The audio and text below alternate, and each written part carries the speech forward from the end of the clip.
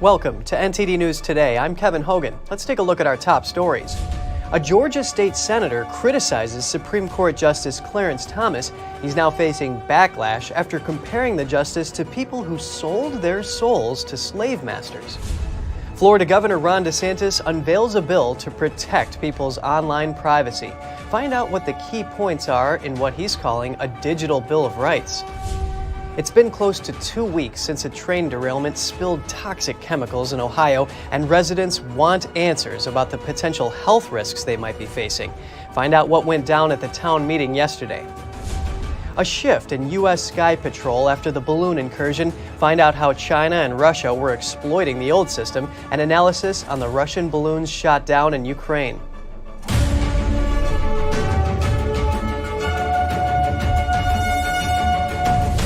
Florida Governor Ron DeSantis introduced a digital Bill of Rights yesterday. The legislation aims to protect Floridians' digital security and privacy. NTD's Daniel Monahan has more on the proposal. We want free speech. We want more speech, not less speech. The key points of the bill are private conversations without surveillance by big tech, online participation without unfair censorship, transparency in internet search engine manipulation, control of personal data, and protecting children from online harms. DeSantis says people with conservative views have been marginalized, banned, and deplatformed. Those rules are applied with a thumb on the scale against the people they disagree with politically. He spoke about the inappropriate use of government power for censorship, calling it a violation of the First Amendment.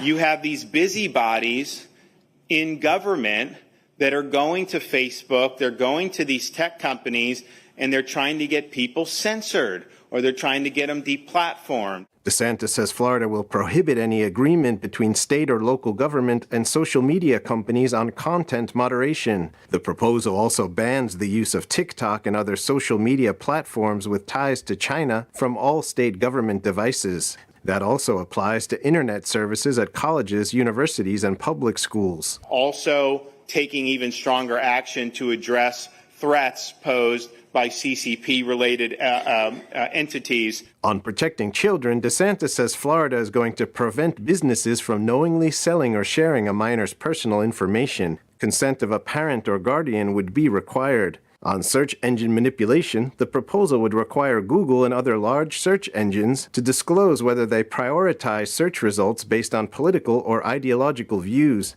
On so-called big tech surveillance, the governor shared an example of someone talking about red roses over the phone and later that day seeing an ad for roses pop up online. We want to protect your right as a Floridian to have private in-person conversations without big tech surveilling you. The proposal has to be passed by the state legislature and signed by the governor before becoming law in Florida.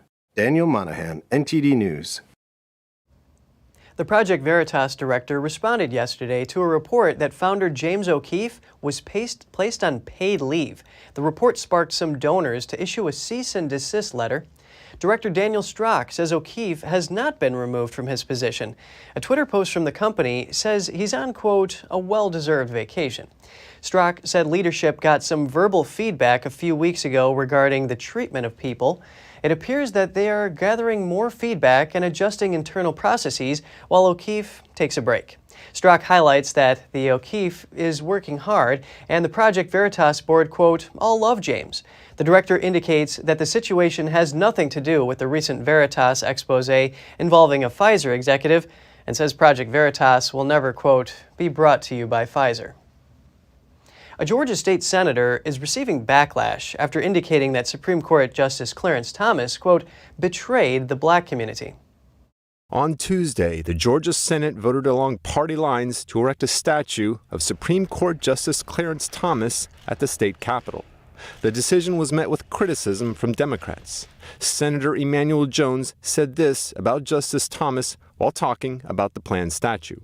When we talk about a person of color that goes back historically to the days of slavery and that person betraying his own community, we have a term in the black community. That term that we use is called Uncle Tom. I don't really know the origin of Uncle Tom, but it talks about a person who back during the days of slavery sold his soul to the slave masters. Conservatives are now reacting to the remarks. Journalist Benjamin Weingarten noted Justice Thomas, one of the greatest Americans in our history and perhaps the most revolutionary and exceptional jurist of at least the last century, will never ever stop paying for the thought crime of being black and conservative. What's old is new again for the Democrats. And political commentator Martin Barrington II wrote, George Floyd can have statues and you won't utter a word about that, but Clarence Thomas is an achiever that has superseded race, and you idiotically called him an Uncle Tom in front of your colleagues. After passing the Senate, the bill to erect the statue now moves to the Georgia House. Now we're moving on to Ohio for some updates on the recent train derailment. Hundreds of angry residents packed into a high school gym yesterday. They were seeking answers to what health dangers they might be facing from toxic chemicals that spilled. NTD's Daniel Monahan has more on their concerns. East Palestine Mayor Trent Conaway said he wanted to help provide some reassurance for the nearly 5,000 citizens of his town and hold those responsible for the train derailment accountable. I have the village on my back, and I'll do whatever it takes to make this right. They screwed up our town, they're going to fix it. If they don't, I'll be the first one calling all you back to do this all over again. But Conaway believes the course of action authorities took was the right one. We either detonate those tanks or they detonate themselves. This option, yes, harmful chemicals went in the air. I am truly sorry, but that is the only option we had. If we didn't do that, then they were going to blow up and we were going to throw shrapnel all across this town. Norfolk Southern officials did not attend the meeting, saying they feared violence. The fire from the derailment sent a cloud of smoke over East Palestine. Thousands were forced to evacuate. Railroad crews drained and burned off a toxic chemical from 5 tanker cars. Residents were then allowed to return to their homes on February 8th. Much remains unknown of the dangers posed by the toxins. There's just too many chemicals and stuff that were spilled. Many in the area have complained of headaches and irritated eyes and noted that chickens, fish, and other wildlife have died off. Despite that, state health officials have insisted that East Palestine is a safe place to be.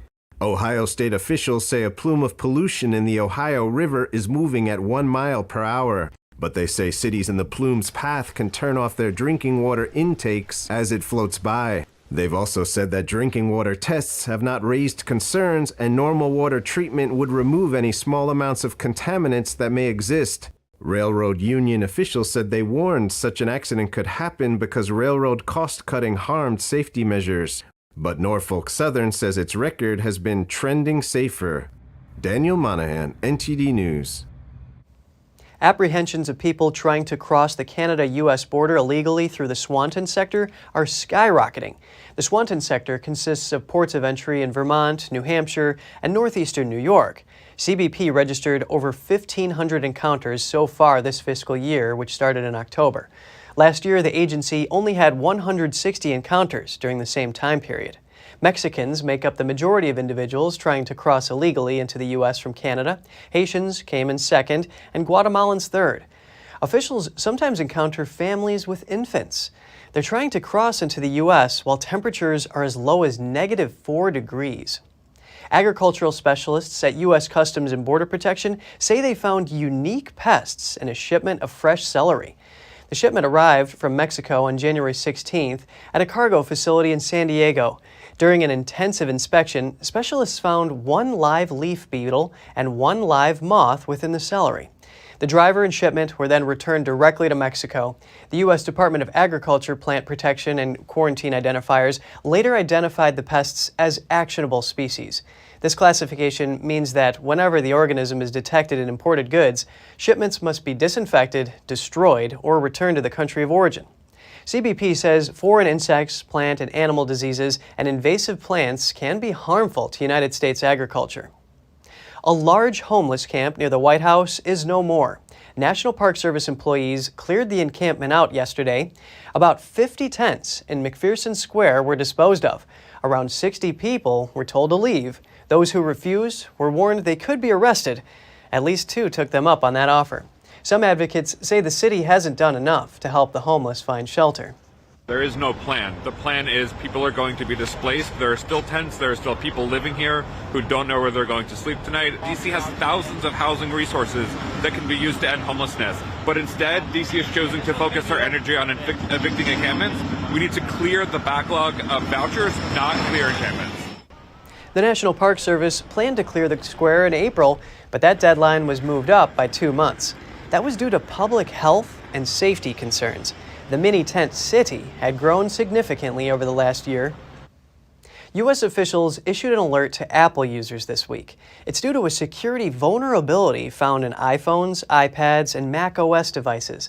The threat was substantial enough to draw an alert from the DHS's Cybersecurity and Infrastructure Security Agency. They issued a statement Tuesday. It says Apple has released security updates to address vulnerabilities in multiple products. Apple says an exploit allows hackers to inject malicious code into users' devices with elevated privileges. Apple users are being highly encouraged to install the latest firmware updates if they haven't already. The update can be located in each device's System Settings app.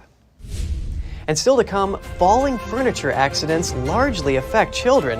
The yearly death and injury data might surprise you. We have that and more just after this break.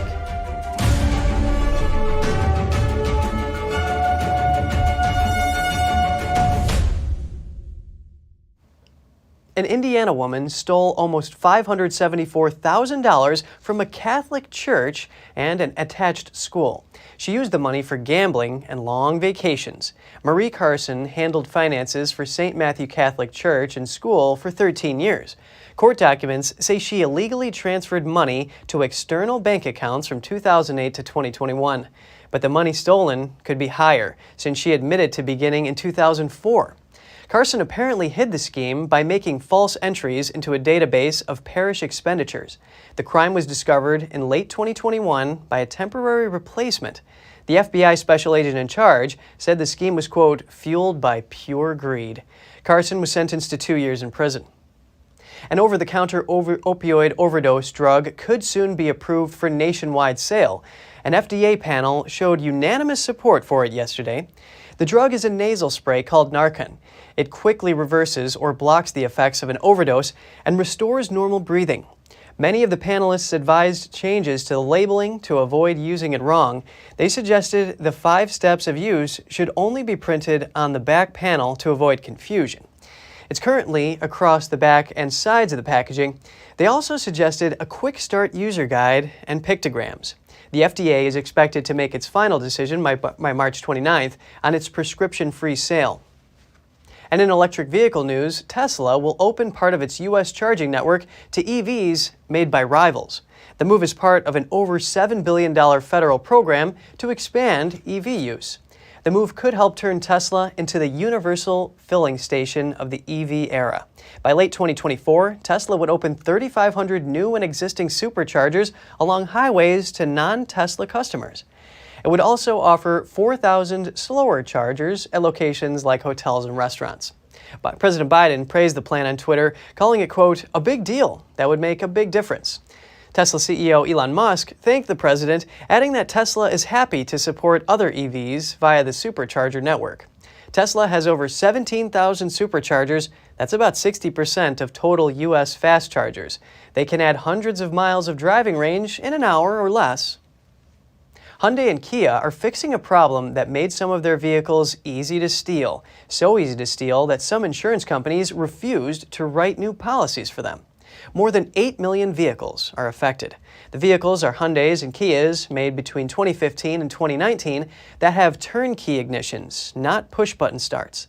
The cars with turnkey ignitions are roughly twice as likely to be stolen as other vehicles of similar age. The reason? Many lack some of the basic auto theft prevention technology included in most other vehicles. Now Hyundai and Kia have a fix. It's a software patch, and it's free for owners. Though Hyundai and Kia operate as separate companies in the U.S., Hyundai owns a large stake in Kia, and various models between the brands share the same engineering. Be careful where you put your TV. Furniture accidents can be deadly. Here's a look at their latest report with some disturbing data and how you can protect your family. Pick out all your jammies. It can happen in an instant, even when you're watching. Good job. Those go in the very top drawer. These are real-life tip-overs. Thankfully, no children died in these scary accidents, but falling furniture can cause serious injuries, even death. Kids are going to be kids. They're going to be running around. They're going to be climbing on things. They may trip over a cord that pulls down a television. The latest report from the Consumer Product Safety Commission shows each year between 2019 and 2021, emergency rooms treated an estimated 19,400 people. Between 2000 and 2021, there were nearly 600 reported deaths.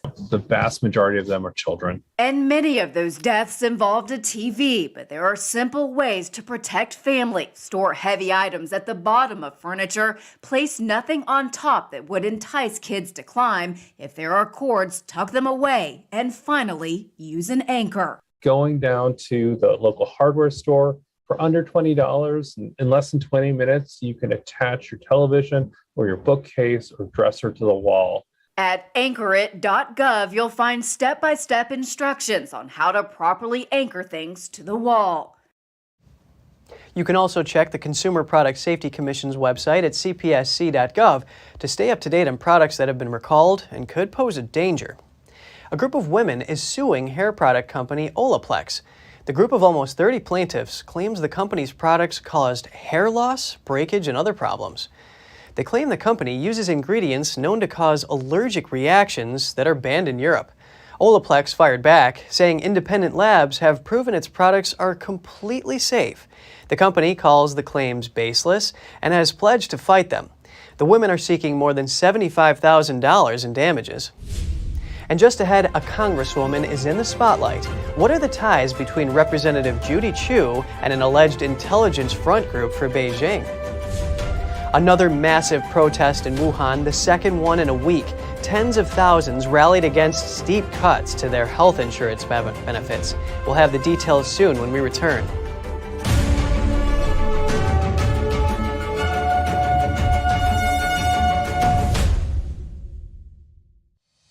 We're entering an unprecedented period of economic turmoil. The economy is unstable, our government is in shambles, and the global war on energy has created a domestic crisis.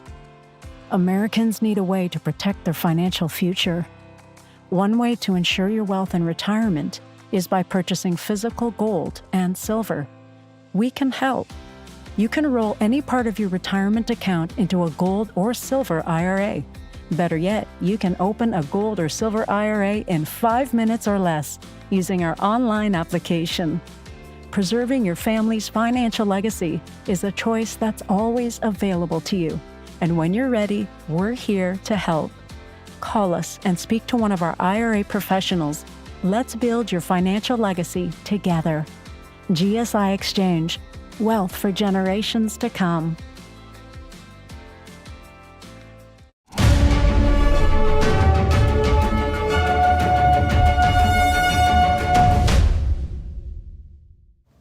Welcome back. The U.S. military is changing its modus operandi following the Chinese spy balloon incursion. A national security professional breaks down the specifics of the response. He also discusses Chinese and Russian efforts to exploit old technology and developments in the Ukraine war. Have a listen. Please welcome retired Army Colonel John Mills. He's also a former director of cybersecurity policy at the Department of Defense. Thank you for bringing your insight today, John. Thank you, Kevin. Always an honor to be on your show. The military has made adjustments to how it patrols the skies after the Chinese spy balloon flyover. This includes the monitoring of threats and how it tracks and responds to them. How much more effective could this shift be at intercepting these lower altitude crafts? Well, one of the American features of military operations is that we're good at pivoting and adapting.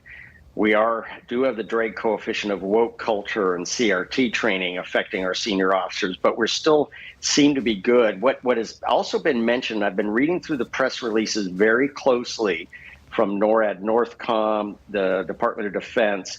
One of the things that has been mentioned, and I know about this, is they have been retuning and adjusting the radars because you can filter out certain target tracks that might not be interesting or just provide clutter and cause confusion. Well, they've been tuning out slow-moving things. So this thing that's moving really slowly, we're just going to tune it out and not even look at it. Well, now we know better. And so now we're adjusting those radars. So you could tweak the radars and the radar displays. And we're also bringing them up to be the primary means of surveillance instead of the secondary or tertiary means, because we're really relying on, depending upon compliant and cooperative air vehicles that are squawking and telling the air traffic controllers who they are, where they are, and what they're doing. So these were essentially ghosts. The Chinese intel balloons were essentially ghosts to the system, and now we know better. That is interesting that they have to retune the radar to pick up these slow-moving objects. Has the discovery of these Chinese spy balloons caused a worldwide shift in response? Well, I think it's had a shockwave through those responsible for ensuring air sovereignty in the United States and with other key partners such as NATO, and also obviously what's going on in the Ukraine. We realized, hey, we were accepting risk, not even really paying attention to this thing. I think the Chinese, I'd mentioned previously in other interviews about the Google. It looked like they were replicating the Google Loon project, which seemed to be recycling legacy old CIA efforts, but with a lot of modern twists and capabilities. So the Chinese and the Russians essentially were recycling old school ideas with new technologies and exploiting a gap or seam in how we were behaving on enforcing air sovereignty. Right, so moving on to the war in Ukraine, they spotted 6 Russian balloons over Kyiv and shot most of them down. The capital's military admin said they were carrying recon equipment and corner reflectors. What are these balloons capable of, first of all? Well, it's a very efficient way and low-cost way to collect signals intelligence, imagery intelligence, all kind of measurement that's called measuring intelligence. So they're very low-cost and effective ways. They could also possibly be one additional method for your opponent to expend their precious ordnance and shoot down balloons that maybe you could just let them fly anyway and preserve your ammunition stock. So interesting development now that we know and understand what the Chinese spy balloons have been up to. And John, do you think that these Russian balloons are an attempt to jam up these Ukrainian air defenses and waste their munitions, etc.? I think that's a very intuitive strategy in the use of these balloons. Because some of these may not be carrying those signals collection pods. Those are expensive. They take a lot of time. Now that we're aware of them, you just don't want to have those get shot down. But put up balloons with fake pods and fake collection apparatus, and yeah, sure, let the Ukrainians burn up their ammunition. That's a good strategy when studying this. Covered a lot of ground here. Retired Army Colonel John Mills, thank you so much for your analysis. Thank you, Kevin. Always an honor to be on your show. A semiconductor equipment manufacturer says a China-based former employee stole company data. The alleged theft occurs as countries tighten restrictions on Chinese chip development. ASML says it stores details about its systems in an internal repository, and it noticed a data breach. The company didn't elaborate on what kind of information was taken, but did say the breach may have violated export controls. The Dutch company employs around 1,500 people in China. This isn't the first time it has accused people in China of stealing its intellectual property. ASML is one of the few manufacturers of equipment needed to make mid- and high-range semiconductor chips, and for some equipment, it's the only manufacturer. In recent weeks, more countries have joined the U.S. in restricting China's access to chip-making equipment. A new report is putting a California congresswoman in the spotlight. It found that U.S. Representative Judy Chu held a leadership position in an alleged intelligence front group for Beijing. Let's zoom in. In 2019, Judy Chu became the honorary chairwoman of an agency. The organization is called Forums for the Peaceful Reunification of China. The organization supports Beijing's efforts to take Taiwan. A congressional research arm called the USCC has identified the agency as serving Beijing's intelligence service. The organization has coordinated closely with the Los Angeles Chinese consulate and the Chinese regime. Philip Lenzicki is the author of the investigative news report. The actual organization itself is a subchapter of a recognized United Front Work Department front group. And so these entities are China Council for the Peaceful Reunification of China, which is just below the United Front Work Department. They're focused on opposing Taiwan's independence and a number of other efforts. They've been identified by the U.S.-China Economic Security and Review Commission as a front group. At an event linked to the organization, Chu said she hoped to see China and Taiwan become one family. As for Beijing's United Front Department, it's tasked with expanding the regime's influence overseas. Now, United Front work more or less boils down to the management of non-party individuals. It's the Communist Party's effort to try to coerce and manipulate others who are outside of the party to achieve the ends of the party. And so they will target minorities, they will target religious factions, et cetera, and so on. And this is not limited to those that are ethnically Chinese.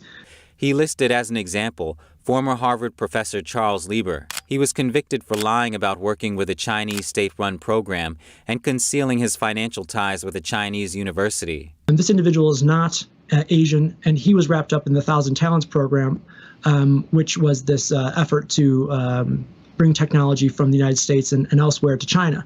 This program, in part, is run by the Western Returned Scholars Association, which itself is a part of the United Front Work Department. So they touch upon all aspects and all facets of life. Back to Judy Chu. The Congresswoman recently chose not to support a push in Congress to form a new House Select Committee. The initiative would focus on probing Beijing's influence and infiltration on U.S. soil. Where the party has stolen American intellectual property, technology, and industrial capacity. It is here at home where the party's extraterritorial totalitarianism terrorizes Chinese students studying at our universities and targets Americans of Chinese descent. Chu said the initiative could lead to anti-Asian violence. Lenzicki called it concerning to have U.S. politicians involved in groups with ties to Chinese intelligence. These are not benign entities. We're seeing, if I would put it this way, if what we're seeing on the surface level are these brazen interactions with organizations that are espousing policies which are completely antithetical to what the United States and our allies are trying to achieve vis-a-vis Taiwan's independence. If that's just what we're seeing on its face, we can only imagine what's going on behind closed doors. It's unclear if Chu still works with the organization. NTD reached out for comment, but did not hear back before airtime. A mass protest in China. Once again, the city of Wuhan is in the spotlight. Tens of thousands of people there are protesting cuts to their health insurance. NTD's Tiffany Meyer has more.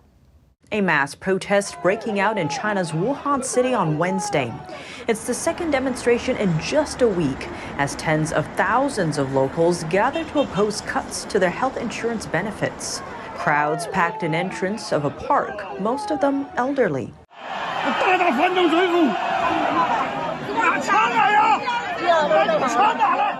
Two voices heard in the clip calling out, "Down with the reactionary government. Take the guns, come and fight." Other footage shows a heavy security presence walling up the demonstrators, with pushing and shoving between the two sides.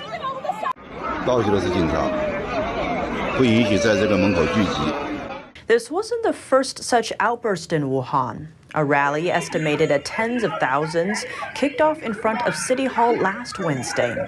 All these amid a groundswell of opinion against changes to local health insurance policy. Retirees saw their medical benefits slashed by more than 2/3 in February. The amount down from around $38 per month to only $12. Protesters say under the new policy, some frequently used medications have become unaffordable. Others question why civil servants are exempt from the policy change. The first protest ended with no response from officials. While the second was brewing, authorities stepped in. We planned another demonstration for the 15th, which is no longer possible. We are now under close surveillance. Otherwise, it might not be tens of thousands of people protesting, but hundreds of thousands or even more. Every community authority now has the participants under restrictions. We are all confined to our homes. We can't go out. The same day, a similar protest broke out in the northeastern city of Dalian against local healthcare changes. But related content was soon scrubbed from Chinese social media. The outcry speaks to the fiscal woes facing China's local governments under the Chinese Communist regime. Over the past 3 years, the country has poured more than $20 billion into COVID-19 controls. The spending added to China's collapsing property market and slowing economy. Some sad news from the UK. One of the 12 boys dramatically rescued from a flooded cave in Thailand in 2018 has now died in Britain. He was attending a soccer academy there. Dewampich Pramthep was captain of the Wild Boars team. The circumstances of the 17-year-old's death were not immediately clear. Police said his death isn't suspicious. Reports in Thailand said he suffered a head injury. The news was shared on social media by a Buddhist monk who taught the boys in Thailand. In June 2018, the group of boys were trapped in a cave complex by floodwaters while exploring. They were found 9 days later in a flooded chamber 4 kilometers from the entrance of the caves. The seemingly impossible extraction by international divers and Thai Navy SEALs captured huge global attention. And coming up, in Turkey and Syria, the focus of earthquake relief now shifts to humanitarian assistance as numerous survivors are displaced and starving. And with inflation nearing 100% in Argentina, residents say they are living day to day amid soaring prices. More shortly here on NTD News Today.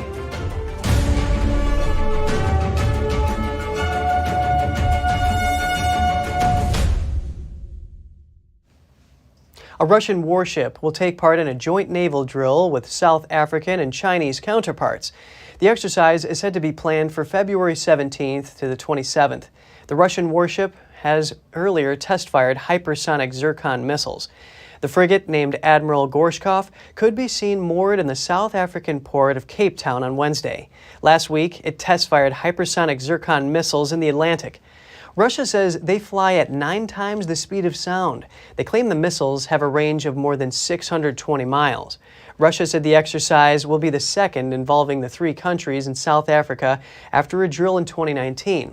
The Gorshkov held exercises in the Norwegian Sea this month after President Vladimir Putin sent it to the Atlantic Ocean. This was meant to signal that Russia would not back down over the war in Ukraine. A Russian mercenary was shown on video this week apparently being executed by the Wagner Group for desertion, but he has reappeared and he's unharmed. Another video clip shows him with Wagner's chief. Russian war correspondent Alexander Kutz posted footage on his Telegram channel.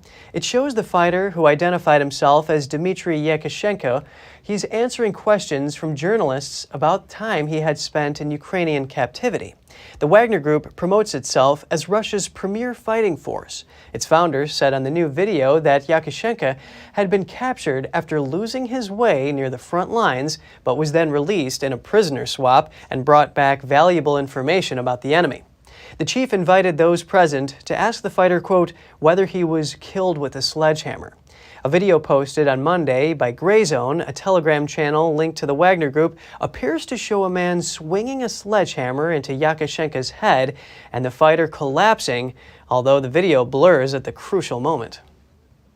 Germany recorded 1.1 million arrivals from Ukraine in 2022. The country's Federal Statistical Office released the numbers today.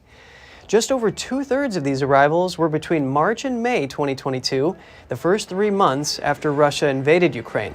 Taking into account roughly 140,000 departures to Ukraine, net immigration from Ukraine to Germany last year was over 960,000 people. This is higher than the net immigration from Syria, Afghanistan, and Iraq together between 2014 and 2016. In October 2022, Ukrainians were the second largest foreign population group in Germany after Turkish citizens. Rescuers continue to search for survivors in Turkey and Syria, where the death toll from the earthquake now tops 42,000, and many more are struggling in the bitter cold. In northwestern Syria, 15 aid trucks from Qatar drove into the border crossing with medical supplies, tents, wheat, and other humanitarian aid. They were accompanied by the Qatari Red Crescent Society and charities. Beyond the ongoing relief efforts, millions of people are now in need of humanitarian assistance. U.S. authorities say the focus of aid efforts has shifted to survivors who lack shelter or adequate food to survive the winter. And also in Turkey, a coal heater exploded right next to the Turkish health minister during his visit to the southern city of Hyundai. The dramatic moment was captured on camera. The footage shows sparks flying and people scattering, but the politician wasn't hurt. Hyundai was one of the cities worst affected by the earthquake. And staying in Turkey, members of the Religious Affairs Directorate are picking up holy books from the rubble. The officials are helping the victims of a devastated southern city. They found dozens of religious books scattered around, including the Bible and the Quran. While some are damaged, while still others are intact. One official said the books shouldn't be on the ground, but kept in the heart. They started collecting the remaining books and loading them onto trucks. The complete books will be distributed back to the public. Inflation is hitting countries around the world. In Argentina, the annual inflation rate is nearing a whopping 100%. Spiraling prices are now hurting people's wallets. Let's zoom in. An annual price hike approaching 100%. That's the plight Argentine residents are wrestling with. Many feel their paychecks drained by the high costs of food, gas, and services. The truth is that I live day to day. I look for low prices, I go to markets, we look for where the meat is cheaper, the vegetables are cheaper, and hunt for online promotions to get by. That's what I do. The government has taken steps to limit price increases, but inflation is still rampant, prompting a change in people's shopping habits. I buy week by week because I can no longer make a large purchase. There are things that I've had to stop buying because I say, no, it's just impossible for it to increase like this. So I don't buy some things. I change habits or buy sale items. Month-to-month inflation in the South American country sped up to 6% in January, with the 12-month figure closing in on triple digits. The figure is the highest since hyperinflation in the 1990s. Argentina's economy is bearing the brunt of the impact. The central bank has raised interest rates to a staggering 75%. Between inflation and taxes, some businesses are struggling to survive. In our work, between paying for one thing and another, along with taxes, they're drowning us and they don't allow us to work. Fed up with inflation, some Argentine citizens are accusing the government of economic mismanagement and money printing. This issue will be key in the run-up to the country's October elections. El Salvador's security minister says the country will stay in a state of emergency until all criminals are captured. The move has widespread public support, despite a growing prison population and allegations of human rights abuses. El Salvador's state of emergency to combat gangs has led to tens of thousands of arrests and allegations of human rights abuses. But it also appears to be massively popular. And in a recent interview, the country's security minister, Gustavo Villatoro, said the measure will stay in place until every criminal is caught. El régimen de excepción es una herramienta.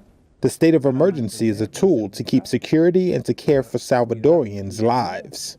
When the risk reaches numbers close to zero, this measure will be lifted.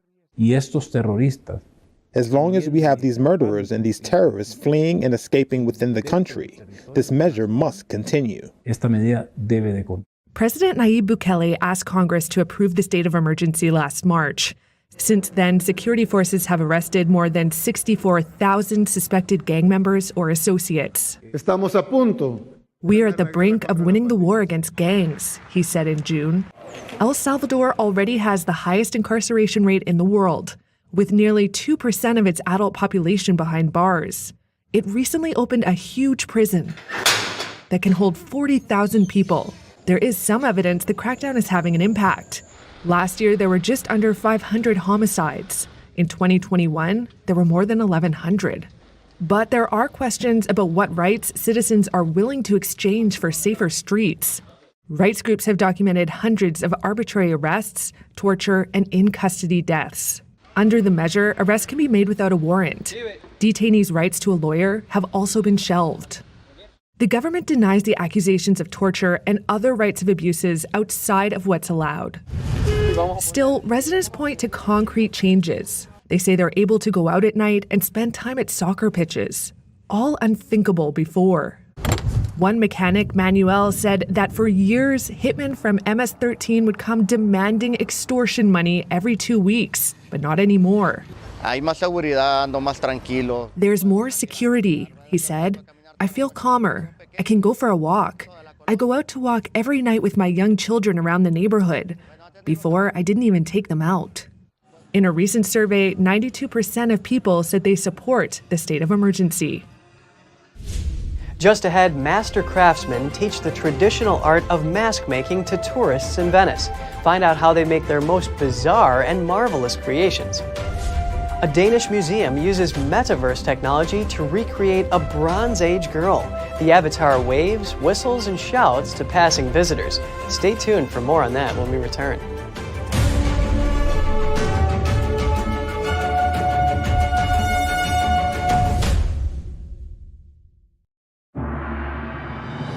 More than just beautiful dance. It's a touch of the divine. More than just legends. It's the beautiful culture and wisdom of China before communism. More than just a performance. It's an experience that awakens the soul. See it at least once in your lifetime. Shen Yun, coming to Lincoln Center. Tickets at shenyun.com.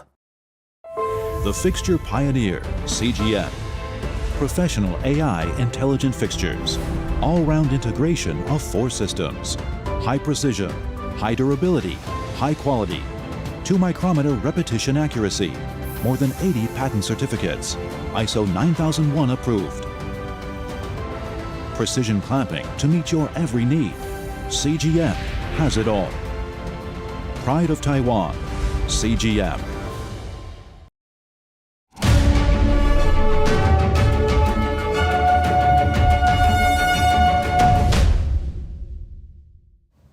Good to have you back with us. Master craftsmen are teaching the traditional art of mask making to tourists in Venice. The ornate costumes are a common sight during the city's famous carnival. NTD's Andrew Thomas has more on the masquerade. Few people are trained in one of Venice's oldest crafts, the ancient skill of papier-mâché. They fashion the most bizarre and marvelous creations by hand. In a small workshop, Giorgio Galasso and his son make masks non-stop. The 66-year-old developed his craft in the 1970s. To create a cast, you have to make a clay sculpture, cover it with plaster for a week, and when it has become strong and dried, you remove the clay and the negative remains. Applying glue and papier-mâché, which is now a kind of fairly professional canvas paper, you make the mask. Then it has to be smoothed, painted, and finally decorated. Then the mask is decorated with gold, feathers, and other ornaments. Now Giorgio is letting some in on his secret techniques. For $50, visitors can take a master class in how to design their very own mask. Generally, they come here. They're offered a selection of about 12 models. We sketch on the mask a particular design that is the one we use every day in the shop. They're taught how to paint, and during the activity, they're told a bit about Venice, which can be the history of the carnival or the history behind each mask. There are many ancient crafts in danger of being lost in Venice. It is very important to pass on this type of activity because you are continuing a local tradition, and above all, there are activities that can give you immense satisfaction. In a world where everyone is trying to make the famous quick buck, it is important to understand that we need to focus on this type of activity. For Galasso and his son, seeing new people keen to learn inspires hope. It is very important to have people who want to learn because we pass on our tradition for an hour to those who come to do this masterclass. We pass on all our knowledge. Let's say that even if in 1 hour you can't teach everything, but I see that people really enjoy it and appreciate it. The Venice Carnival is a 1,000-year-old tradition and one of the most famous street festivals in the world. The celebration is already underway and will run through February 21st. Andrew Thomas, NTD News. A Bronze Age girl buried over 3,000 years ago, her remains were unearthed by a farmer in 1921, and now she's come to life again, that is, as a digital avatar. NTD's Andrew Thomas has the details on the project. At Denmark's National Museum, This newly installed digital avatar brings a Bronze Age girl to life. The avatar waves, whistles, and shouts at passing visitors. She tells her story to those who listen. Normally, if you go to a museum, you only read a small text, and we wanted our guests to be able to know more about Egvedpigen. She's very important in Denmark. She's one of our national treasures, you might say. Egvedpigen was buried in an oak coffin. While her bones completely decomposed, archaeologists uncovered hair, skin, nails, clothes, enamel from her teeth, and a bit of brain matter. Her small body made an imprint on the cowhide she was lying on. Using these clues, experts were able to build a picture of the 16 to 18-year-old girl. The interesting thing for me is that technology is amazing, but most amazing is the rest of the Egvedpigen. So from my opinion, the most important thing is that we use the technology to look at the real Egvedpigen. Artists used Unreal Engine's MetaHuman platform. The technology is used in video games such as Fortnite and movies like Star Wars. Our ambition is to also try to make it in VR, because right now it's on a 2D screen. And I think like the closest things we have to a time machine is a VR headset. So to do it in VR would be amazing. And that's also what we're trying to see if we can do. Experts made educated guesses to recreate her skin type, facial features, and eye color. It was a very challenging process. We had to develop her look from nothing. The only remains of her are her hair and her teeth, and the rest is our creation. Egvedpigen's digital avatar is permanently on display at Denmark's National Museum in Copenhagen. Andrew Thomas, NTD News. The world's oldest nearly complete Hebrew Bible coming to London next week. The manuscript, known as the Codex Sassoon, could become the most valuable historical document to go up for auction. The Codex, or manuscript in book form, is set to go up for sale in May. Sotheby's says this 1,000-year-old holy book might fetch up to $50 million. It means it would break the all-time auction record for historical documents. The last record was set in 2021 when a billionaire paid about $43 million for a copy of the U.S. Constitution. The Codex Sassoon is named after its former owner who acquired the Bible in 1929. The document is valuable because it provides a critical link between the Jewish oral tradition and the modern Hebrew Bible. This Bible is incredibly important because it contains the notes created by the Masoretes between the 7th and the 9th century. And these notes, which sort of standardize the text of the Bible, appear above and below the text, and also between the columns. And these notes, actually, they also included, besides the notes known as Masorah, which means tradition, they included the vowel points underneath the letters, which allow us to know how exactly the words of the Bible are to be pronounced. The upcoming display will be the first public showing of the Codex in 40 years.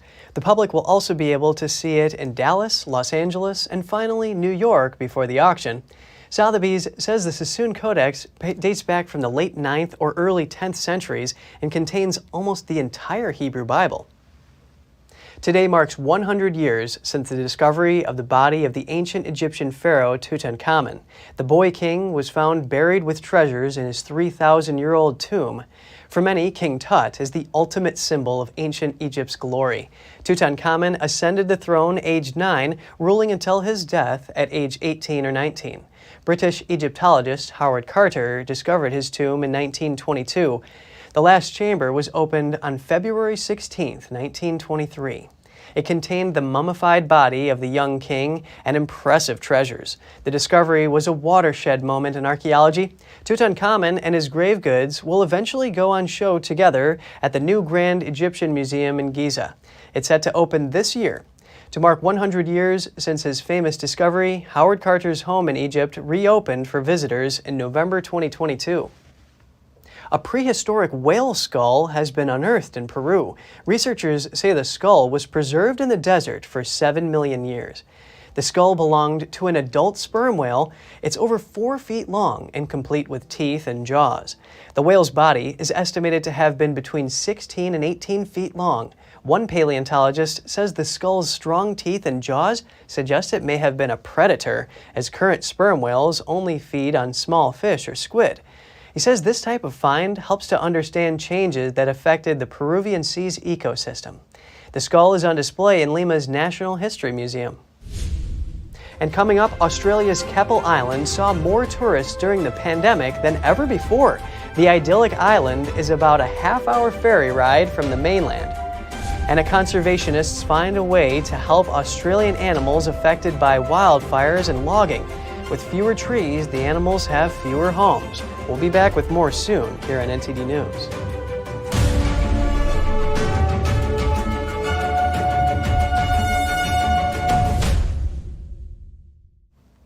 The pandemic battered the tourism industry as lockdowns and travel restrictions ruined countless vacation plans. But for some, it was an opportunity. NTD's Andrew Thomas has more. Australia's Keppel Island had more tourists during the pandemic than ever before. The idyllic island is about a half-hour ferry ride from the mainland. The short distance makes it accessible for many Australians. It's also much cheaper than long flights to Indonesia or Thailand. People who are getting a bit of cabin fever could get out and get away. And the beauty of that too is with this island, it's very down to earth, it's very basic, it's all about the vibe. It's not flash, it's not fancy, and I think people probably discovered a place that's been off the map for a while.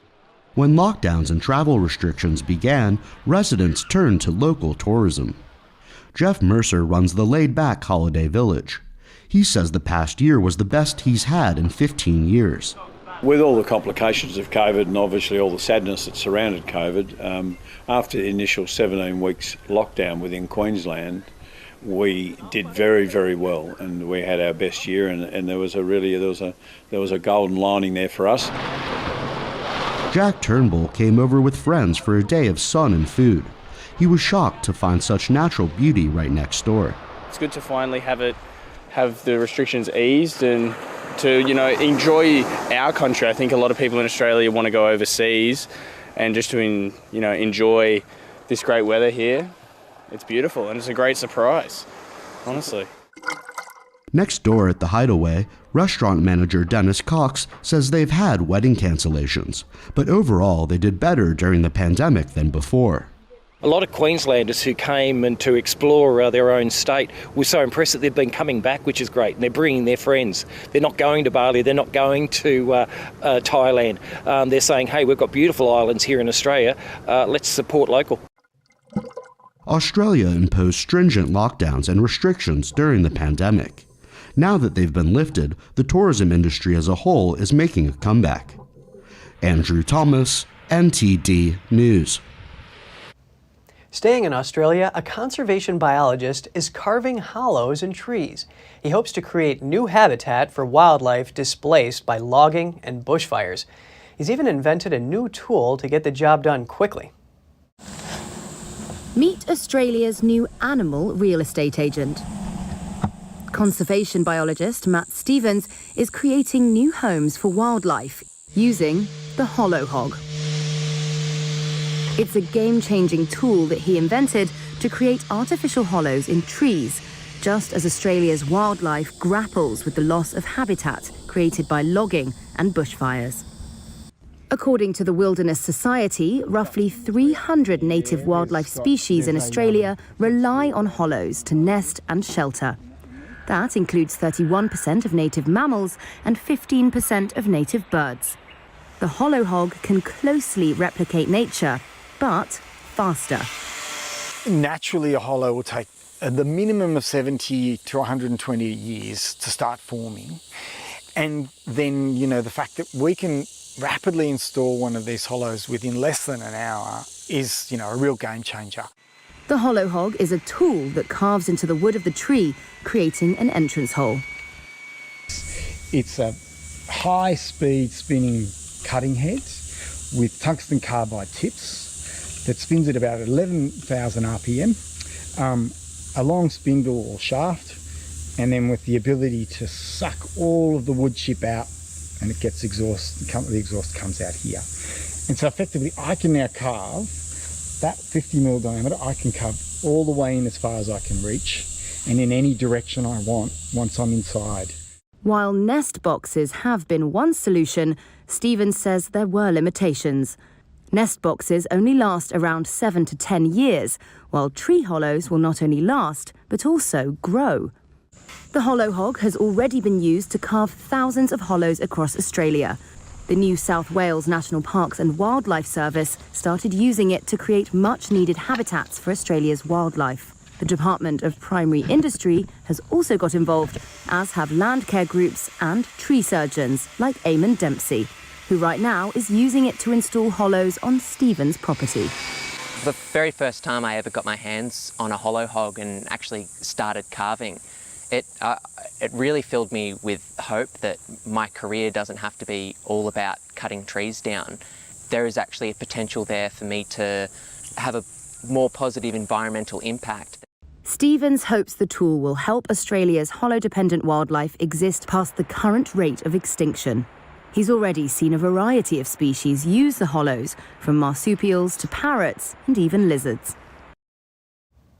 Do you love pet movies and have 48 hours to spare? If so, this job might be perfect for you. Petable.com is hiring. The company, which helps people get their pets certified as emotional support animals, is looking for someone to watch 10 hours of dog movies and write a review of them. That person will be paid $1,000. The job requirements include passion for dogs, loves pet films, has a comfy couch or bed, and 48 hours open in their calendar. A pet to keep them company is recommended, but not required. Petable also listed out the movies, which include Scooby-Doo, The Fox and the Hound, Hachi, My Dog Skip, Snoopy Come Home, 101 Dalmatians, and Wallace and Gromit, The Curse of the Were-Rabbit. You can apply online at petable.com. Applications are open until March 6th. That's all for today's program. We're really glad to have you with us. Please send us an email if you'd like to tell us something. We're going to put it on screen. For podcasters, that's news.today@ntd.com. I'm Kevin Hogan, NTD News, New York City.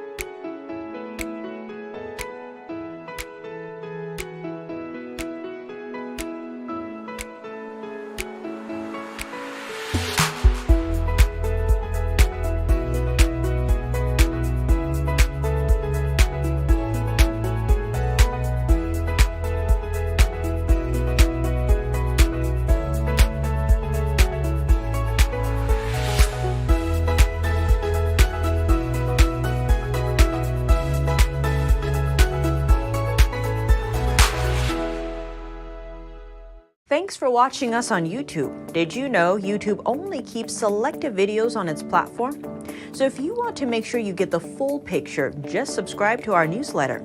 Go to newsletter.ntd.com and sign up. It's free.